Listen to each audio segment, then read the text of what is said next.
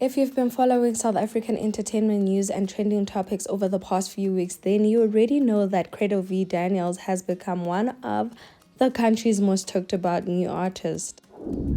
Well, can we call him that? Not only because his songs shot to the top of the charts, but because almost every conversation about him somewhat comes back to one thing: artificial intelligence. From questions about how much AI he's used to create his music to criticism over his live performances, Credo has found himself at the center of the biggest music debate. Now the story has taken an unexpected twist. His music has disappeared from Apple Music, but was it removed because of the AI backlash, or is there another explanation? Hello and welcome back to Catch Up TV. Listen, if you're new here, this is where we talk about pop culture, music, movies, celebrities, influencers, and moments that matter. I'm not here as a reporter, I'm here as a fan consuming the culture. So, if you just like me, don't forget to hit the subscribe button and join the club. Let's get into it. When Credo V Daniels released his debut album, Still Where We Were, earlier this year, it didn't take long for people to notice him, including me. The independent project featured 10 songs, including Sedi Laka, that is popularly loved, Ngafa, Njalo Njalo, All the Girls. This is all without a backing of a major label deal. The album climbed the South African Apple charts almost entirely through word of mouth, making Credo V one of the country's biggest breakout artists of 2026. Still not sure what to refer to him. Is he an artist, producer, or just an AI artist? So, while his success kept growing, so did the questions. Many listeners noticed how polished the vocals sounded and began asking whether artificial intelligence had played a major role in creating his music. Unlike many artists who avoid the topic, Credo V Daniels didn't deny using AI. Instead, throw around the word AI, but don't really know what goes into it. Like they don't think that, oh, okay, like there was writing involved in the song, there was recording involved in the song, there was like composition involved in the song. Like I think like they just go that away and then like think, oh, nah. According to what he told News 24, he still writes and creates his own songs. While AI mainly helps with production elements like harmonies and choir arrangements, not replacing his own creativity. That explanation divided many of us that liked his music. Some people argued that AI is no different from using autotune or advanced studio software. Others felt that musicians should rely primarily on their own voices and talents. During the launch of his debut album, clips of Credo singing live completely spread across social media.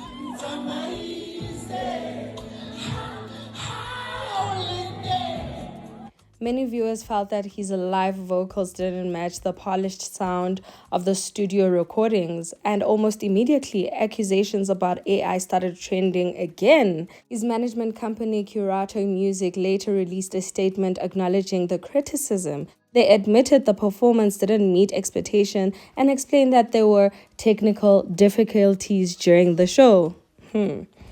They also reminded fans that this was Credo's first major live performance and said he still has plenty of room to grow as a live artist. Just when the conversation began to die down, another performance ignited everything. This time,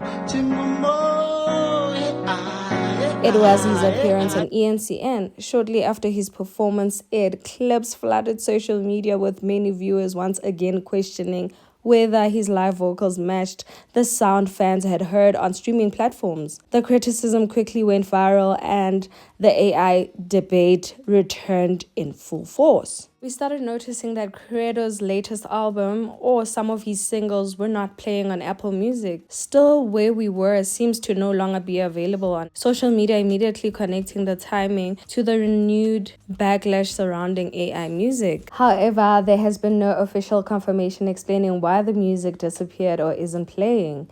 Neither Apple Music nor Credo V Daniels has released a statement confirming whether the removal was related to AI music. Despite that, the internet has already formed opinions. Some people believe streaming platforms are starting to make harsher decisions regarding AI music. If a song sounds incredible in the studio, should fans expect to hear the same quality when the artist performs live? These are the conversations the music industry will continue to talk about for years. Whether you support Credo V or not, his story has sparked an important debate about the future of AI music in South Africa. So if you made it this far, please tell me what your thoughts are about AI music, because girl, this is crazy. And you know what I think? I think Credo is milking every single penny he can so he can probably venture out into the ways of making music. But Well, I think my audience doesn't really care how the cake is made as long as it tastes good. well then, if you made it this far, let me tell you, you're officially part of the family, so do subscribe and let's get into this part of the video. Today, Wednesday, 8th July, PeetViljoen returned to the court as he applies for bail while facing more than 400 charges, including allegations of fraud, corruption, and forgery. The charges are linked to an allegation scheme dating back 2010 involving a sale of municipal properties reportedly worth 27 million. But it wasn't just the court proceedings that grabbed my attention today. Outside the court, a group of people was seen protesting in support of PeetViljoen, holding placards demanding due process and calling for his release. However, questions began circulating online about these supporters and who they actually are. Journalist Slindelo Sibata shared a video from outside the court and alleged that the supporters might have been a rent-a-crowd. According to Sibata's post, she spoke to a woman who claimed to be a friend of Mel Viljoen. While the woman reportedly declined to comment on the video, but alleged that the protesters were employees of Mel So you're a Viljoen. friend of Mel's, and Mel has organized this. Okay, so is this a rent-a-crowd? I'm questioning whether the supporters are genuine, because we know what Peet and Mel Viljoen have said about black South Africans and how there is a genocide in South Africa. So why would there be black people supporting Peet, Viljoen, and Mel? It does not make sense. The allegations also come shortly after reports that there is a crowdfunding campaign linked to the couple that was shut down, adding even more fuel to the already controversial situation. But I'm not going to judge the black people protesting outside, because you know what, times are tough in Cyril Ramaphosa's economy, and maybe they're just trying to earn a quick buck. But tell me your thoughts. Do you think this is genuine or not? This is what people had to say on X. Mandy said, "No guys, this is crazy. Peet and Mel are not okay. Ngeke. Shocked about the bag a buddy. This is a cherry on the top." Another user commented about back a buddy. "If it'll put supper on the table tonight, hey." Mafuyanduna wrote, "How does he afford to rent them whereas he doesn't have means to pay legal fees?" Well then, if you made it this far, let me tell you, you're officially part of the family, so do subscribe.